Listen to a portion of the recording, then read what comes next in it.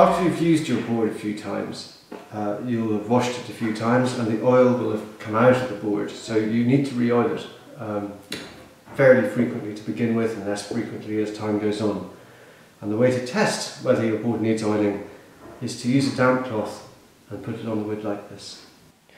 So your damp cloth on the wood, if it leaves a mark like that, you can see that the wood is thirsty and it is in need of oiling. There are lots of different oils you can use, and most of them you'll probably find in your kitchen. We found 8 oils in our kitchen. That's a little more than usual. But any food safe oil, linseed oils, boiled linseed oil, mineral oil, any food safe oil can be used on your board. So I'm going to fairly randomly choose a rapeseed oil, and we're going to apply that to this board. I use kitchen towel. Ideally you should use a lint-free cloth, but this is, I think, absolutely fine. We just pour this on. Okay, a good dollop, like that. And this board will change colour now. It's going to be fed. You'll feel the wood saying thank you. It's really enjoying this. Just rubbing the oil into the wood, a bit like a massage maybe. You can feel this wood saying thank you. It needs it. It's very, very thirsty. And now it's thirsty, it's been quenched. Don't forget to do the end grain, and it might need a little bit more rubbing than the flat surfaces, just on the end. The side is easy enough.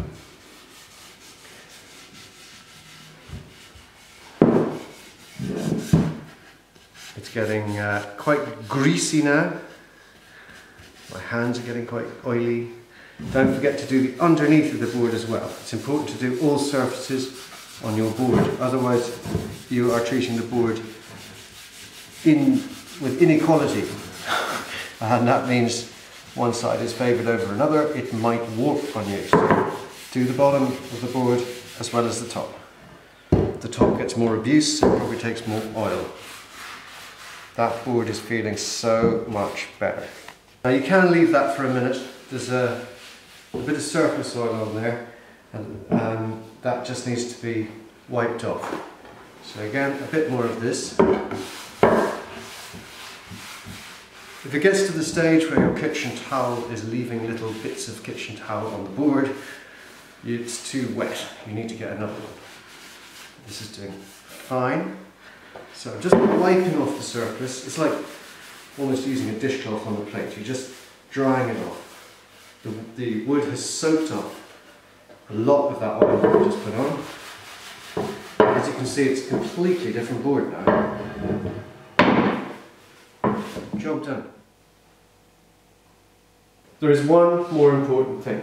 Any of these oils potentially represent a fire hazard, so it's important to dispose of the cloth safely. Simply run it under warm water, add some detergent, get it really well washed through, really wet, and pop it in the bin. After a couple of minutes you might find that the board is sweating a little bit. It's just a little bit of the surface oil has come to the surface. Just needs a simple wipe off. That is how to look after your Bunbury board.